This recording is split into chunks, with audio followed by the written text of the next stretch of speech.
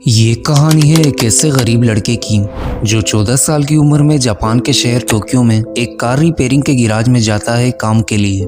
जब गैराज का मालिक इस लड़के को ऊपर से नीचे तक देखता है तो गैराज का मालिक इस लड़के को नालायक समझकर इसे साफ सफाई और अपने बच्चों के देखभाल के काम पर लगा देता है। गैराज के मालिक को क्या पता था कि ये लड़का एक दिन पूरी दुनिया में अपना नाम बनाएगा। ये कहानी होंडा कंपनी के मालिक सोइचिरो होंडा की है, जो कि आज होंडा कंपनी हर मिनट 2 करोड़ रुपए के करीब कमाती है।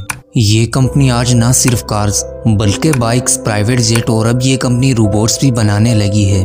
तो चलिए जानते हैं कि होंडा कंपनी की शुरुआत कब और कहां से हुई। दोस्तों, 1906 में जापान के एक छोटे से गांव में सोइचिरो होंडा का जन्म हुआ। सोइचिरो होंडा बहुत ही गरीब फैमिली में पैदा हुए। होंडा के फादर लोहार होने के साथ साथ साइकिल रिपेयरिंग का काम भी करते थे। घर की फाइनेंशियल हालात खराब होने की वजह से होंडा की मां भी सिलाई का काम करती थी। होंडा के 5 भाई बहन थे जो मुख्तलिफ बीमारियों की वजह से मर चुके थे, जिसकी वजह से होंडा के माँ बाप को इनसे काफ़ी उम्मीदें थी। अपने घर के हालात को बेहतर करने के लिए होंडा के पास बस एक ही रास्ता था, वो था कि पढ़ लिख कर फ्यूचर में कोई अच्छी नौकरी करना। लेकिन होंडा पढ़ाई में भी काफ़ी कमज़ोर थे और इन्हें पढ़ाई से कुछ खास लगाव भी नहीं था। इन्हें लगाव था तो सिर्फ मशीन से। 11 साल की उम्र में होंडा को कुछ ऐसा दिखा जिसकी वजह से होंडा का मशीनरी से और भी ज़्यादा लगाव हुआ। इन्होंने ज़िंदगी में पहली दफ़ा एक कार देखी। इस कार को देखते हुए होंडा पूरी तरह शौक हुए और बिना कुछ सोचे समझे पागलों की तरह इस कार के पीछे भागने लगे। जब कार कुछ दूर जाके रुकी तो उस कार के नीचे से थोड़ा सा पेट्रोल लीक हुआ। होंडा ने नीचे झुककर इस पेट्रोल को हाथ पे लगाकर इसको स्मेल करा। बस इसी वक्त इन्होंने ठान लिया कि वो एक दिन खुद का एक कार बनाएगा। जब होंडा 16 साल का हुआ तो इसने एक न्यूज़पेपर में एक ऐड देखा जो आर्च कोई नाम का गैराज था और वो कार रिपेयरिंग के लिए वर्कर्स ढूंढ रहा था। होंडा का ये ड्रीम जॉब था, इसलिए इन्होंने फौरन जॉब के लिए अप्लाई करा और खुशकिस्मती से होंडा इस जॉब के लिए सेलेक्ट भी हुए। बस इसके बाद होंडा अपनी पढ़ाई और घर को छोड़कर टोक्यो शहर काम के लिए चले गए। होंडा उस वक्त काफ़ी खुश थे, लेकिन होंडा का ख्वाब तब टूटा जब गैराज के मालिक ने इसे साफ सफाई और बेबी सिटिंग के काम पर लगा दिया। महीने बीत गए लेकिन गैराज के मालिक ने इसे कार छूने भी नहीं दिया। होंडा अब वापस घर भी नहीं जा सकता था क्योंकि होंडा के माँ बाप ने इसे काफ़ी उम्मीदें लगा रखी थी और होंडा इस फेलियर के साथ अपने माँ बाप को फेस नहीं कर सकता था। बस अब होंडा को ये फजूल काम करने पड़े।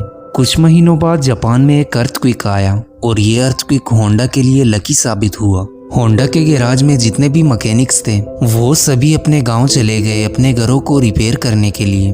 अब गैराज में होंडा और एक दूसरा एम्प्लॉय बचे थे, इसलिए गैराज के ओनर को होंडा को भी कार रिपेयरिंग पर लगाना पड़ा। होंडा को इस काम से काफ़ी लगाव था, इसलिए होंडा हर एक चीज़ को काफ़ी आसानी से सीख लेता था। कुछ ही महीनों में होंडा यहाँ का सबसे बेस्ट मैकेनिक बना। इसी दौरान होंडा ने एक रेसिंग कार बनाई। इस कार का नाम कर्टिस रखा गया। 1924 की मोटर कार चैंपियनशिप में इस कार ने हिस्सा लिया और फर्स्ट पोजीशन हासिल की। बस इस कामयाबी के बाद होंडा ने रेसिंग कार बनाने का फैसला लिया। आर्ट शकोई गैराज के मालिक के दिल में भी होंडा की अहमियत बहुत ज़्यादा बढ़ गई। ये वही लड़का था कि इन्होंने शुरू में साफ सफाई और बेबी सेटिंग के काम पर लगा दिया था। होंडा के काम से खुश होकर गैराज के मालिक ने हमामांसु शहर में एक और नई ब्रांच खोली और इस ब्रांच की जिम्मेदारी होंडा के हवाले की। होंडा ने इस ब्रांच को सिर्फ एक वर्कर से शुरू किया था और सिर्फ 2 सालों में इस ब्रांच में 50 वर्कर्स काम करने लगे। होंडा अपनी काम की वजह से मार्केट में काफ़ी तेज़ी से पॉपुलर हो रहा था। इन्होंने अपने नाम को और भी बढ़ाने के लिए अपने मालिक के लिए एक नई रेसिंग कार बनाई। ये कार 120 किलोमीटर पर आवर की स्पीड से चल सकती थी, जिसने पुराने सारे रिकॉर्ड्स तोड़ दिए थे। ये रिकॉर्ड अगले 20 सालों तक जापान का सबसे हाईएस्ट रिकॉर्ड बना रहा। इसके अलावा होंडा ने और भी कई सारी रेसेस जीती।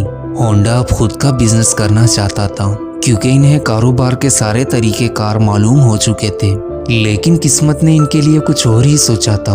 1936 में रेसिंग के दौरान होंडा का बहुत ही बुरा एक्सीडेंट हुआ। जब होंडा ने हॉस्पिटल में आंख खोली तो इन्हें पूरी बॉडी में बुरी तरह दर्द महसूस हो रहा था। इनका फेस बुरी तरह से इंजर्ड था, शोल्डर डिसलोकेट हुआ था और लेफ्ट बाजू फ्रैक्चर हुआ, जिसकी वजह से होंडा को हमेशा के लिए रेसिंग को छोड़ना पड़ा।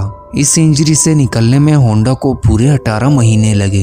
होंडा ने सोचा कि वो अब रेसिंग में तो हिस्सा नहीं ले सकता, तो क्यों ना अब खुद का बिजनेस चालू करे। इन्होंने आर्ट शकोई गैराज के मालिक से रिक्वेस्ट की कि वो अब रिपेयरिंग का काम नहीं कर सकता, बल्कि मैं अब खुद की एक स्पेयर पार्ट की कंपनी खोलना चाहता हूँ जिसमें कार्स के पिस्टन रिंग्स बनेंगे। लेकिन गैराज के मालिक ने इसका साथ देने से इनकार कर दिया। इसलिए इन्होंने बिना किसी की मदद के अकेले ही खुद की कंपनी बनाने का फैसला लिया। इसी दौरान होंडा का एक दोस्त था और वो होंडा के आइडिया को देखकर होंडा का साथ देने को राजी हुआ। होंडा ने टुकाई सिकाई नाम की एक कंपनी खोली और काम भी इस कंपनी में शुरू करा। कई महीने इन्होंने लगातार दिन रात मेहनत की, लेकिन वो एक प्रॉपर पिस्टन रिंग बना नहीं सके। अब इनके पास जितनी सेविंग्स भी थी वो भी खत्म हो चुकी थी। यहाँ तक कि इनको अपनी वाइफ की ज्वेलरी भी बेचनी पड़ी, लेकिन फिर भी वो एक परफेक्ट पिस्टन नहीं बना सका। फाइनली होंडा ने सोचा कि वो जो बना रहा है उसकी नॉलेज उसके पास नहीं है, इसलिए इन्होंने 31 साल की उम्र में यूनिवर्सिटी में एडमिशन ली। अब होंडा अपनी एजुकेशन की नॉलेज को अपने काम में इस्तेमाल करने लगा और फाइनली वो एक परफेक्ट पिस्टन बनाने में कामयाब हुआ। बस इसके बाद इन्हें बेहिसाब ऑर्डर्स आने शुरू हुए। ऑर्डर्स इतने ज्यादा आने लगे कि होंडा को इस कंपनी में 2000 वर्कर्स लगाने पड़े। होंडा काफी खुश था, लेकिन होंडा को पता नहीं था कि ये खुशी चंद दिनों की मेहमान है। ये वो वक्त था कि जापान और अमेरिका 1941 में वर्ल्ड वॉर 2 में भिड़ गए और वार के दौरान अमेरिकन जेट्स ने बॉम्बिंग करी और होंडा की कंपनी को तबाह कर दिया। इस तरह होंडा की सारी उम्मीदों पर पानी फेर गया। वो वापिस जीरो पर आ गया। होंडा के पास कंपनी में जो बचे कुचे मशीन्स और सामान था वो इन्होंने टोयोटा कंपनी को 4.5 लाख येन में बेच दिया और काम से बिल्कुल ब्रेक ले लिया। वॉर के बाद सिर्फ होंडा ही नहीं बल्कि पूरा जापान बहुत ही बुरे हालात का शिकार हुआ। दरअसल वॉर के बाद फ्यूल की बहुत ही कमी थी, जिसकी वजह से फ्यूल की प्राइस बहुत ज्यादा बढ़ गई थी। इसलिए ज्यादातर लोगों को यहाँ साइकिल पर ट्रेवल करना पड़ता था। इसी दौरान होंडा को जापानीज आर्मी का एक छोटा सा इंजन मिला जिससे वो वायरलेस रेडियो चलाया करते थे। होंडा को आइडिया आया कि क्यों ना वो इस छोटे इंजन को साइकिल में लगा दे।